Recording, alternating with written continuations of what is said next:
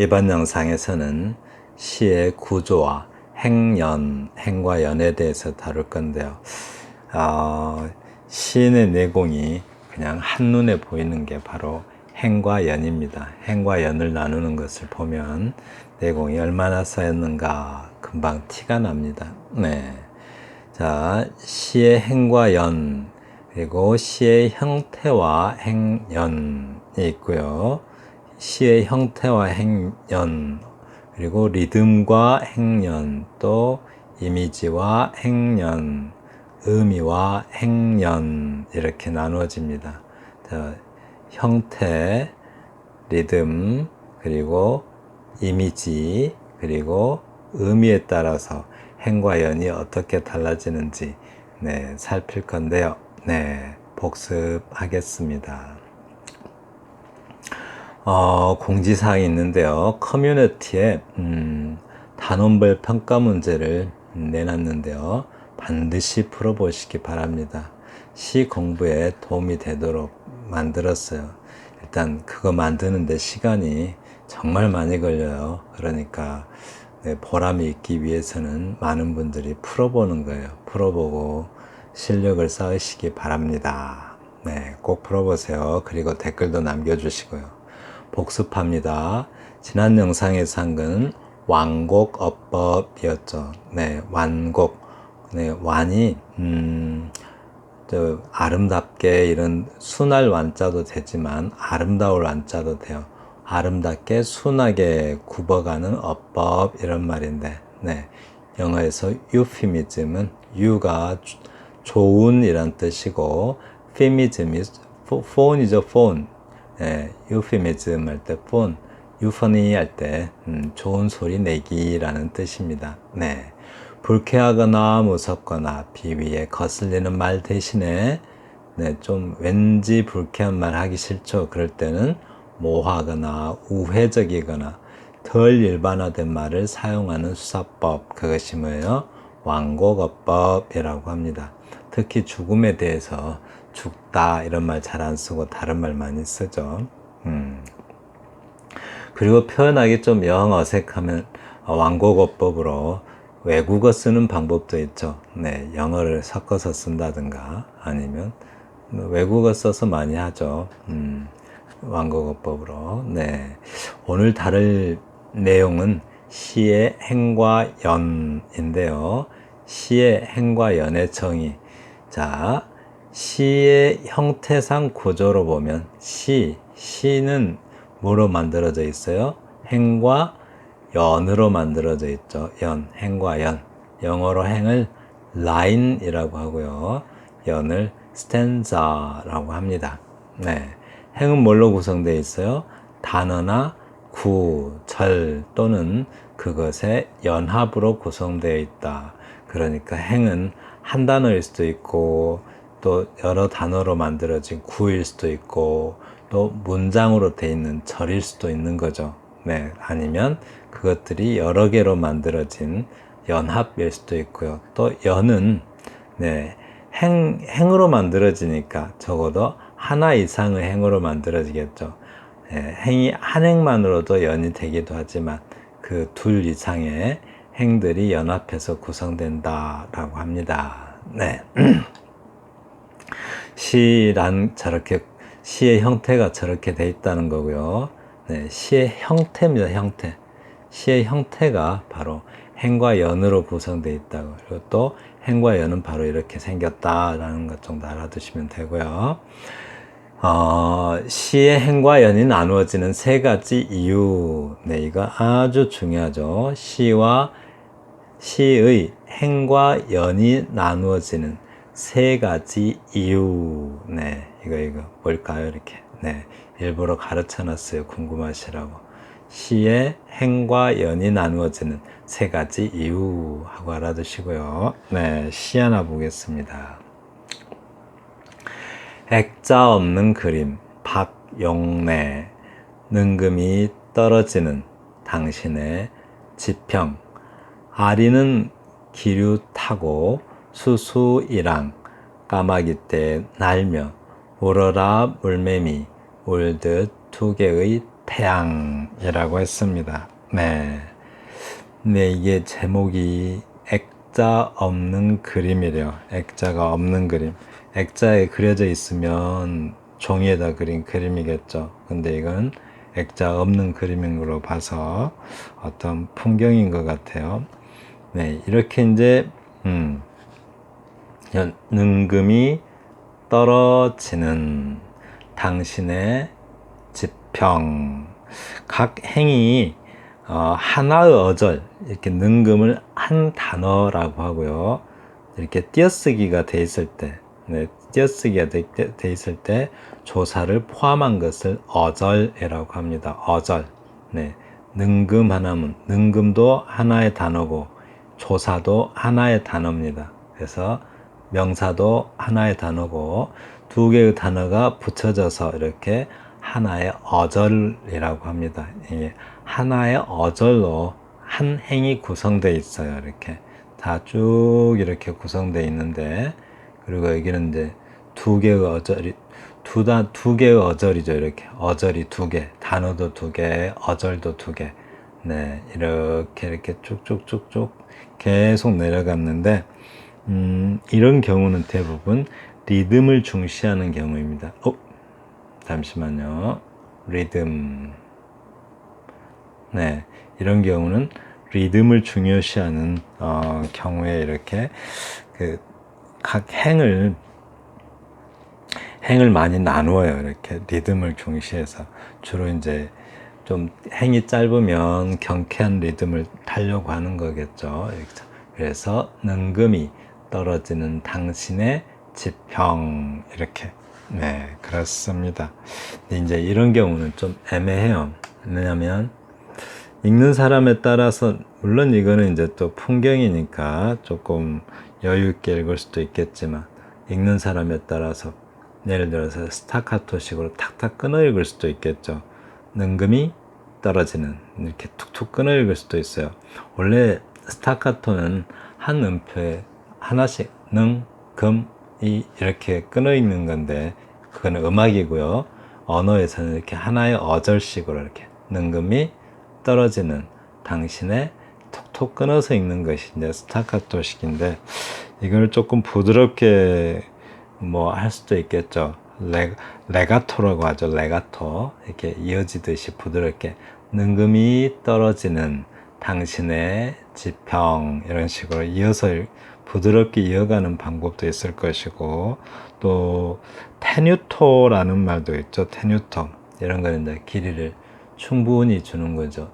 능금이 떨어지는 당신의 지평, 이렇게 읽어갈 수도 있겠어요. 제가 제대로 음이 좀 맞는지는 모르겠는데 그런 방식으로 이어갈 수도 있는데, 주로 그런데 이렇게 행이 짧으면 좀 경쾌한 리듬이라고 합니다. 능금이 떨어지는 당신의 지평, 아리는 기류 타고 수수이랑 까마귀 때 날며 우러라 물매미 울듯 두 개의 태양, 이런 식으로 읽어주라는 거죠. 경쾌한 리듬일 때 이렇게 행이 짧아집니다. 그리고 이제 각각의 행이 한 단어로 구성된 복이이며, 네, 행이 한 단어에 한 단어, 한 단어라기보다는 한 어절이라고 하는 게 좋겠죠. 네, 어절. 예를 들면 개가 하나의 단어라면 조사도 단어예요. 그러니까 이건 두 단어로 하나의 어절이 구성되어 있죠. 네, 구성된 복이이며 이거를 어절이라고 바꿔주시면 좋겠습니다. 구성된 복이이며 리듬을 중시한 경우다. 네, 이걸 위에 시를 이렇게 한번 바꿔봐요. 만약 의미를 중시하며 의미의 단락으로, 저기는 리듬의 단락이니까 저렇게 했는데, 이렇게 짧게 한 행을 이렇게 짧게 하나의 어절로 이렇게 만들어 놨죠. 이렇게 리듬이 중요시되니까. 그런데 의미 중심죠. 자, 산문시를 어느 때 쓴다고 그랬어요? 내용 위주의 시를 쓴다고 그랬죠. 그래서 약간, 물론 산문시는 아닙니다. 약간 의미 중심이 되게 되면, 네, 하나의 의미를 이루는 어구를 하나의 행으로 만듭니다. 이렇게 능금이 떨어지는 당신의 지평. 이게 마치 하나의 문장은 아닌데 하나의 의미를 이루고 있는 어구죠. 예, 그래서 능금이 떨어지는 당신의 지평. 아리는 귀를 타고, 네, 의미 단위로 이렇게 의미 단위로 행을 나누고 있어요. 수수이랑 까마귀 떼 날며 오라라 물매미 울듯 두 개의 태양. 의미 단위로 이렇게 행을 나누게 됩니다. 네, 좀 이해가 되셨나요? 느낌이 와야 되는데, 그죠? 이것이 하나의 시적 의미가 되고, 이것이 하나의 시적 의미가 되고, 이렇게 의미 단위로 나누게 됩니다. 네, 그렇습니다. 자, 시 하나 더 봅니다. 울타리 박용래. 그 길에 아지랑이가 피듯 태양이 타듯 제비가 날듯 길을 따라 물이 흐르듯 그렇게 천연히 울타리 밖에도 화초를 심는 마을이 있다. 오래오래 장광이 부신 마을이 있다. 밤이면 더 많이 별이 뜨는 마을이 있다. 자, 느낌이 오나요? 어떤 이 경우는 특히 좀 잘 봐두시면 좋겠어요. 이런 구조를 한 번씩 써보세요. 네, 꼭 써보시길 바래요. 이런 구조는 아주 중요합니다. 자, 그 길에 아지랑이가 피듯, 울타리 밖이죠. 울타리 밖. 그 길에 아지랑이가 피듯 태양이 타듯. 이런 걸 뭐라고 그래요? 이렇게 비슷한 어구가 이렇게, 네, 이렇게 반복되죠. 네, 이렇게. 비슷한 어구. 그러니까 유사어가 반복되고 있죠. 유사어구라고 그랬었죠. 유사어구. 제비가 날듯 길을 따라 물이 흐르듯 그렇게 그래 놓고 천연희라고 했어요. 이렇게 이거를 그냥 한 행으로 한 연을 이루고 있죠. 한 행이 한 연을 이루게 처리했어요. 그리고 이제 봐요. 울타리 밖에도 화초를 심는 마을이 있다. 오래오래 장광이 부신 마을이 있다. 밤이면 더 많이 별이 뜨는 마을이 있다. 네, 이렇게 했습니다. 여기 있는 분위기와, 그죠? 여기 있는 분위기가 사뭇 다르죠. 네, 여기는 이렇게 뭔가 이거 아지랑이가 피고 태양이 타고 제비가 날고 물이 흐르듯 그렇게 했는데, 여기는 설명하듯이 울타리 밖에도 화초를 심는 마을이 있고 마을의 종류가 나오고 있죠. 이렇게. 네, 뭔가 사뭇 달라요. 오래오래 장광이 부신 마을이 있다. 밤이면 더 많이 별이 뜨는 마을이 있다. 네, 울타리 밖에도 화초를 심는 마을이 있다. 왠지 여기는 조금 오전 분위기가 나고, 장광이 부신 마을이 있다. 해질녘 분위기가 나고, 또 밤의 분위기가 나요. 이렇게 밤에 별이 뜨는 마을이 있다 라고 합니다. 별이 유난히 더 많대요. 이렇게 사뭇 다른 두 연을 이렇게 하나의 행이, 한 행으로 된 연이죠. 한 행으로 된 연이 가운데서 딱 받쳐주고 있습니다. 이렇게. 네, 가운데서 딱 이어주고 있어요. 그러니까 일행과 삼행에 거의 맞먹는 하나의 연이 되고 있어요. 겨우 한 줄밖에 안 되는데. 네, 그래서 마을의 이미지는 이렇게 뭐랄까요, 이쪽 이미지와 이쪽 이미지를, 네, 이쪽 이미지를 딱 가운데서, 네, 하나로 지배적인 이미지를 이렇게 표현하고 있어요. 천연이라는 게 뭐예요? 그러니까 그러니까 인공과 천연이 있잖아요. 인공은 사람의 손길이 들어가서 만들어지는 게 인공이라면, 천연이, 이 말은 사람의 힘이 가해지지 않은 상태죠. 천연 그대로. 네, 천연 그대로 이건데, 이 일령과 삼행을, 삼행에 대한 지배적인 이미지를 가운데서 딱 내줘서, 네, 딱 받쳐주고 있어요. 언제 좀 그런 표현한 것 같아요. 네, 양쪽에 있는 대나무에서 양쪽에 있는 마디가 너무 달라서 안 이어지니까 가운데 매듭이 단단히 받쳐주고 있는 느낌. 네, 그런 느낌입니다. 그래서 네, 맞아요. 여기 장광이 뭐죠? 장광? 장광은 주로 해가 지고 나서 왠지 약한 햇빛이 남아있는 상태죠. 그게 되게 아름답기도 하죠. 그 상태를, 아름다운 상태를 말합니다. 자, 정리합니다. 한 단어가 한 행인 동시에 한 연을 이루고 있는 복이다 라고 하고요. 시의 행과 연이 나누어지는 세 가지 이유. 첫째, 리듬에 따라서, 리듬의 단락. 또 하나는 의미에 따라서, 또 하나는 이미지에 따라서 이렇게 나누어집니다. 그래서 리듬의 단락, 의미의 단락, 이미지의 단락 세 가지 꼭 기억해 두세요. 리듬의 단락, 의미의 단락, 이미지의 단락. 작가의 의도에 따라서 문체나 어휘의 선택이 달라진다. 리듬의 단락, 리듬으로 하려고 하면 아무래도 행이 좀 짧아지는 느낌이 있죠. 그리고 간단. 네. 그리고 의미에 단락 그러면 살짝 길어지는 느낌이 있고, 이미지에 단락 하면은 네, 어떤 느낌일까요? 왠지 인상, 어떤 특별한 순간의 인상을 전달하려는 느낌이 있겠죠. 네. 그다음 네, 시의 형태와 행연에 대해서 알아봅니다.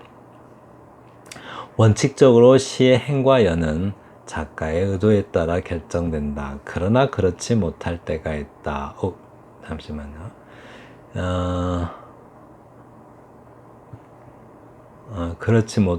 원래 원칙적으로는 작가의 의도에 따라서 행과 연이 달라지는데, 네, 그렇지 못할 때가 있죠. 문제는 그렇지 못할 때를 다뤄야겠죠. 시라는 것, 시가 뭘까? 이렇게 먼저 봐야 돼요.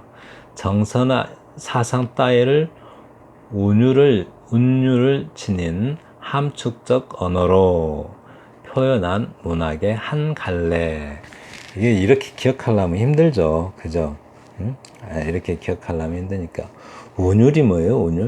운율을 아분과 율격을 가리켜서 운율이라고 합니다. 네, 아분 하면은 비슷한 소리, 비슷한 발음, 네, 비슷한 발음 또는 같은 발음, 동일한 발음이나 비슷한 발음으로 이렇게 좀 반복적으로 나는 것, 그게 이제 아분이고요. 율격이 뭐냐면 소리의 높낮이. 한국어에는 음의 개수죠, 개수. 네, 음의 개수, 음수율이라고 하죠, 음수율. 근데 음수율은 일단 빼고요. 소리에서 높낮이, 길이, 소리의 높낮이나 길이 이런 것을 따지는 게 율격입니다. 그 두 개를 합쳐서 운율이라고 해요. 그래서 운율을 지닌 이렇게 그냥 함축적 언어, 이걸 시다라고 그냥 간단하게 알아두세요. 네, 다시 한번요. 운율을 지닌 함축적 언어. 이게 기억이 안 나면 그냥 약간 음악적인 느낌이 있는 비유적 언어, 이런 게 이제 언어로 표현한 문학. 다시 한번요. 약간 음악적 느낌이 있는 비유적 언어로 표현한 문학. 함축적이 좋아요. 이렇게 함축적 언어, 뭔가를 함축하고 있는 언어, 이렇게 할까요? 음악의 느낌이 있는 함축적 언어로 표현한 문학을 시라고 한다라고. 이렇게, 이건 좀 외우기 쉽죠. 이거 하나만 알면 돼요. 이렇게 정서나 사상이든 다른 거든 이런 식으로 표현하는 것이 시다라고 일단 알아두시고요. 아주 시에 대해서 정말 많이 안 것 같은 느낌으로 시가 뭐냐라고 했을 때, 시에 대해서 정말 내공이 깊은 사람이 대답하는 느낌으로 대답하려면, 그죠? 되게 시를 잘 쓰는 사람이죠. 진짜 아주 내공이 깊은 시인인 것 같은 그런 느낌으로 대답하는 방법이 있습니다. 혹시 누가 시가 뭐냐라고 물었을 때, 네, 그때 대답은 이렇게 하면 돼요. 시가 뭔지 나는 잘 모르겠다라고 이렇게 아직 시가 뭔지 모르겠다라고 하시면 됩니다. 대부분의 조금 시인들이 시가 뭐냐고 물어보면 잘 모르겠다고 대답하죠. 예. 자, 우선 사전적 의미로는 운율을 지닌 함축적 언어 이렇게 기억해 두세요. 시는 형식에 따라 정형시, 자유시, 산문시로 나누고 내용에 따라 서정시, 서사시, 극시로 나눈다. 네, 서사시, 뭐 이야기가 들어있는 사건, 이야기가 들어있는 시를 서사시. 서사시 대부분 어떤 거예요? 주로 뭐 옛날에는 그 신이나 영웅들을 칭송하던 시죠. 역사적 영웅들. 네, 그런 게 이제 서사시고 한마디로 이야기 구조가 있는 시를 서정시에서도 서사적 구조를 많이 띠잖아요. 그런 걸 한마디로 사건, 이야기가 들어있는 구조, 이걸 서사시라고 하고요. 네, 서정시 아닌 게 없죠. 다 서정시죠, 사실은. 네, 순순히 인간의 정서를 노래한 걸 말하는데, 정형시, 우리가 다루고 있는 건 대부분이 자유시고, 또 산문시 잘 아시고요. 정형시, 한국에서 전형적인 정형시는 뭐죠? 시조죠. 3434, 3543 이렇게 쓰는 거. 그게 정형시고,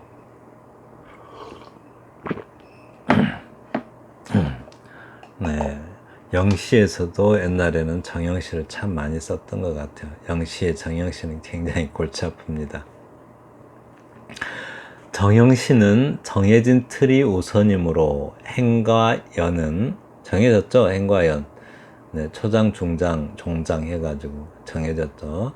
3434, 3434, 3434, 3543 이렇게 정해졌잖아요. 그 틀을 벗어날 수가 없다. 따라서 네, 의미를 중심으로 해서 시를 쓰기가 좀 어렵겠죠. 항상 뭐가 있어야 돼요? 네, 온율이 중심이겠죠. 온율. 한국에서 온율하면 음수율 말합니다.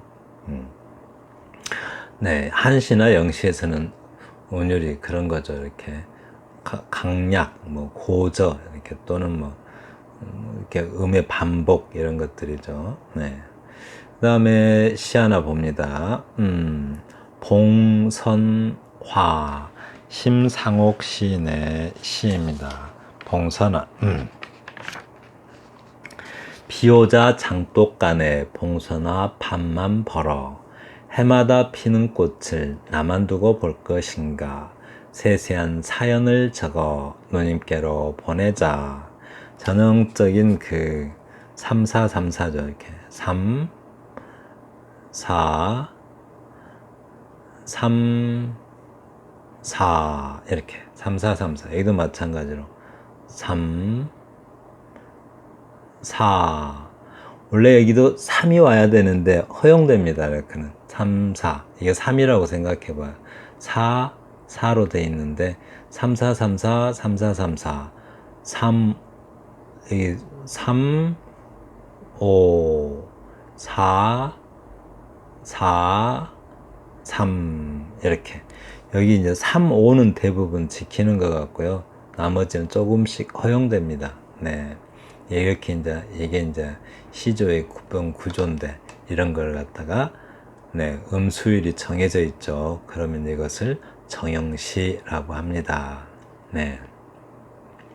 그 외에는 이제 자유시죠. 네. 다음 시 한번 봅니다. 긴 봄날 허영자 어여쁨이야 어찌 꽃뿐이랴 눈물겹기야 어찌 새잎뿐이랴 창고라는 역병 죄에서조차 푸른 미나리 내음난다. 긴 봄날엔 숨어 사는 설분 정부 난쟁이 오랑캐꽃 외눈 뜨고 내다본다. 네. 긴 봄날엔 이라고 했습니다. 이렇게 딱 생략해 놨네요. 생략법. 네. 자, 자유시이긴 한데, 그죠? 자유시이긴 한데, 왠지 좀 약간 정해져 있죠, 이렇게. 네, 이렇게. 네, 이것도 상당히, 운율을 중시한 겁니다. 음악적 리듬을 중요시한 거죠. 자유시지만. 여기다 이렇게 끝발음도 이렇게 맞춰놨죠, 이렇게. 네, 비슷비슷하잖아요. 이 발음하고, 이 구조하고, 이 구조 비슷하고 이렇게 되면은 반복적 느낌이 있어서 네, 온율이 살아납니다. 자유시이긴 한데 물론 자유시는 행과 연 이거는 작가의 의도에 따라서 네, 달라지죠. 작가의 의도가 결정하죠. 자유시에서 행과 연은. 그런데 너무 아무렇게나 쓰는 건 아니죠. 어느 정도 네, 리듬이 살아나도록 하겠죠. 네, 이렇게 해서 유사 음절들 비슷비슷한 거 똑같진 않죠. 유사음으로 구성된 여기 야찌랴 야찌랴 이렇게 유사 음절로 반복을 하고 있어요. 유사 음절을. 그리고 창골하는 역병 죄에서조차 푸른 미나리 내음난다. 이 표현 멋지죠. 이렇게 긴 봄날엔 숨어 사는 설분 정부 난쟁이 오란 개꽃 외눈 뜨고 내다본다. 긴 봄날엔 여기도 이렇게 있죠. 이렇게 긴 봄날엔 하고 그리고 또 아까 저기 있었잖아요. 이렇게 긴 봄날엔 이번에는 뭐예요? 동일 어구를 반복하고 있죠. 네, 반복에 의해서 리듬이 살아납니다. 이렇게. 그러니까 흔히 이제 자유시에서는 어떤 그 행과 연이 작가의 의도에 따라서 결정되는데 자유시에서 리듬을 살리고 싶을 때는 네, 두 가지 뭘 반복해요? 두 가지 뭘 반복한다고 그랬었죠. 동일 어구 또는 유사 어구를 반복한다 했죠. 네, 동일 어구, 유사 어구를 반복해서 리듬을 살립니다. 네, 그리고 끝에도 이렇게 본다, 봄날엔 하고 이렇게 반복되고 있어요. 네, 저 위에서 여기 볼까요? 난다, 긴 봄날엔 했듯이 네, 역시 마찬가지로 거의 유사어구가 반복되고 있죠. 여기서 네, 여기 끝에 이렇게 네, 내다본다 긴 봄날엔 이렇게 반복되고 있어요. 이렇게 해서 리듬을 살린다라고요. 뭐에서요? 자유시에서는 네, 이런 방법으로 리듬을 살리는 방법이 있다라고 생각하시면 됩니다. 넘어갑니다. 정리합니다. 자유시의 리듬은 음수율, 음보율보다 네, 자유시는 음수율이나 음보율 지키면 자유시가 아니겠죠. 어구나 약간은 지킬 수 있어요. 그거는 뭐예요? 약간은 지킬 수 있는데 그는 작가의 의도에 따르는 거죠. 그런데 있는 그대로만 음수율, 음보율보다 어구나 어저르 리듬에 기초한 음악적 유형, 통사 구조의 반복과 변수, 이미지 체계로 정의된다 라고 네, 이승훈 시인이 이렇게 말했다고요. 반복, 변수 이런 것들을 잘 기억하시면 되겠습니다. 자, 시 하나 봅니다. 어느 정신병자의 고독, 최승호. 그는 밖으로 나갈 때 방 안에서 문을 노크한다. 보다 넓게 폐쇄된 공간으로 열리는 문을 보는 것이다. 세상으로부터 소외된 자, 노크할 권리 있는 존재. 즉, 인간임을 주장하기 위해 그는 노크한다. 그러나 과연 악귀 지옥에서도 살아남아 사람들과 원만하게 어울릴 수 있는지를 그는 늘 걱정하고 복면을 쓴 사람을 두려워한다. 그는 너무 착하다. 남에게 조금도 해끼치지 않으려고 그는 문을 벽으로 만들어 놓고 똑똑똑 섬세하게 문을 노크한다. 그러니까 그는 밖으로 나가는 법이 없다. 그는 그렇게 혼자 자물통 속 정신병원에서 죽어간다 라고 했습니다. 제가 이게 여러 번 이야기했었죠. 이렇게 산문시를 왜 쓰는가. 산문시를 왜 쓰는가. 일단 좀 가릴게요. 이렇게 산문시 쓰라고 하면, 그죠? 시를 쓸 때는 꼭 산문 쓰듯이 시를 쓰는가 하면, 또 산문 쓰는 사람들이 초보이면 꼭 시 쓰듯이 산문을 쓰고, 또 시 쓰는 사람이 초보일 때는 산문 쓰듯이 시를 쓰고, 막 행방 막 나눠놓죠. 아무렇게나. 그게 이제 시를 산문 쓰듯이 하면 산문적 시가 돼버리죠. 산문시도 아니고 그냥 산문적 시가 돼요. 반대로 산문을 쓰는데 꼭 시 쓰듯이 쓰면 시적 산문이 되죠. 시도 아니고 산문도 아니게 되죠. 그런데 산문시를 쓸 때는 산문시 쓰는 이유가 있어야겠죠. 산문시 쓸 때 주로 왜 산문시 쓴다고 제가 강조했을까요? 자, 산문시는 리듬보다는 시적 내용 또는 의미에 중점을 둘 때 산문시를 쓰는 경향이 있다. 경향이 있다지 반드시는 없습니다. 네. 내용 중심일 때. 산문시가 산문, 즉 줄글의 형태임에도 불구하고 리듬, 산문적 리듬이죠. 리듬을 갖는 이유는 운문이어야 하는 시가 산문적 구조를 가짐으로써 생기는 상대적 현상이다. 시적 표현을 했기 때문에 아무리 산문처럼 써도 시의 성격이 그대로 남아있겠죠. 그래서 시는 운율이 있어요. 운율. 아까 시 그러면 사전적 의미로 뭐라고 그랬어요?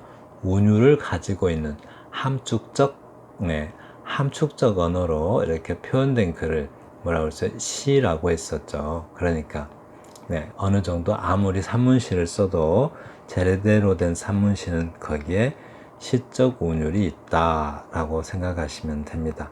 이 살아남다 좀 한글 맞춤법 살아남다 살다와 남다가 있는 게 아니라 살아남다가 사전에 한 단어로 등재되어 있기 때문에 붙여 쓰는 것이 맞습니다. 그런데 여기서 띄어 쓰시는 게 더 어울리죠. 이렇게 좀 띄어 쓰시는 게 어울릴 것 같아요. 다음 리듬의 행과 연. 리듬에 따른 행과 연을 좀 볼게요. 리듬의 행과 연. 리듬에 따라서 행과 연이 어떤 영향을 받는가 봐요. 에즈라 파운드의 구분이 있는데, 에즈라 파운드는 음악시와 회화시, 회화는 그림이죠. 회화시, 그리고 음이시, 이렇게 세 가지로 나누었다고 합니다. 그리고 외국 시와 우리 시의 정형률. 우리 시의 정형률은 뭐 있었어요? 정형률. 자, 정형시의 리듬은 아분과 율격을 기본으로 한다. 아분이 뭐예요? 아분.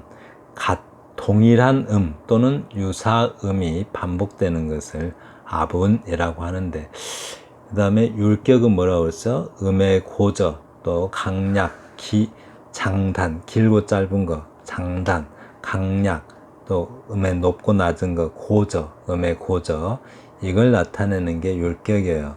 그래서 아분과 율격을 합쳐서 운율이라고 합니다. 잘 기억해 두세요. 이거 아주 도대체 아분은 흔히 영어로 라임이라고 하죠. 라임은 잘 아셨죠? 율격을 미터라고 그래요. 미터. 자, 봐요 이제. 아분은 영시나 한시에서 볼 수 있는 것처럼 시작, 끝, 중간에 시작, 끝, 중간에 같은 소리 또는 유사한 소리를 내는 음절을 반복하는 것. 그게 이제 아분이에요. 이렇게 동일한 또는 유사한 즉 동일한 유사한 동음, 유음, 동일한 유사한 음을 반복하면서 살리는 것, 그것이 아분입니다. 그러니까 비슷한 발음으로 된 거, 비슷한 발음으로 된 것을 반복하는 거죠. 둔, 가군, 뭐 이런 거 있잖아요. 요운, 둔, 요운, 가군, 이렇게 하는데, 우리나라에서는 없죠. 우리말이 그렇게 구성하기는 힘듭니다. 영어를 순서어라고 해요. 영어 순서 바꾸면 큰일 나죠. 영어 순서 바꾸면은, 함부로 바꾸면 뜻이 전혀 달라져 버리죠. 근데 한국어는 순서 막 바꿔도 돼요. 한국어는 첨가어라고 해요. 네, 뒤에다 뭘 첨가하느냐에 따라서 어떤 의미가 달라지죠. 그래서 첨가어라고 하는데, 첨가어는 아분을 갖추기가 어렵습니다. 예. 그래서 첨가어들은 대부분 음수율로 좀 정형식을 만들죠. 네. 그래서 율격은 말소리의 변별력 단위가 규칙적으로 반복하는 것이다. 이게 율격하면은 소리의 강하고 약한 거, 그리고 장단, 길고 짧은 거, 고저, 높고 낮은 거, 이거를 이제 율격이라고 해요, 이걸. 음수는 이게 한국이죠, 한국어, 한국시.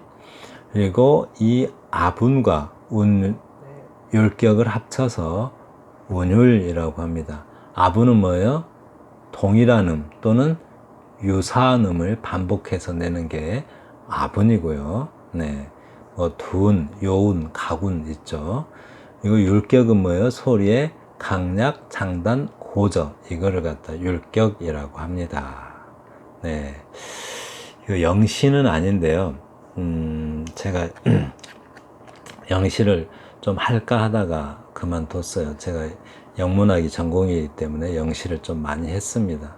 영시는 끝에 R2로 끝나면 R로 끝나면 R로 끝나고 S, A, B 이런 식으로 지켜요, 이렇게. 또 첫음을 갖다 발음을 지킨다든가. 그거는 이제 순서이기 때문에 잘 일어납니다. 근데 한국어에는 잘 안 일어나는데, 이거를 갖다가 한국어에서는 여기서도 강조하고 있는데, 일단 한번 읽어볼게요. 봄은 고양이로다 이장희, 꽃가루와 같이 보드라운 고양이 털에 고운 봄의 향기가 어리우도다. 금방울과 같이 호동그란 고양이의 눈에 미친 봄의 불길이 흐르도다. 고요히 타무른 고양이의 입술에 포근한 봄 졸음이 떠돌아라. 날카롭게 쭉 뻗은 고양이의 수염에 푸른 봄의 생기가 뛰놀아라. 여기 보시면 에로 끝나고 다로 끝나고 에로 끝나고 다로 끝나고 마치 이렇게 아분을 지키고 있는 것 같아요. 네, 가군. 그리고 또 에로 끝나고 라로 끝나고 에로 끝나고 라로 끝나고 이러고 있어요. 또 여기도 네, 이렇게 기역 발음 또 여기는 피읍 발음 이렇게 네, 두운과 가군을 지키고 있는 것처럼 보이는데요.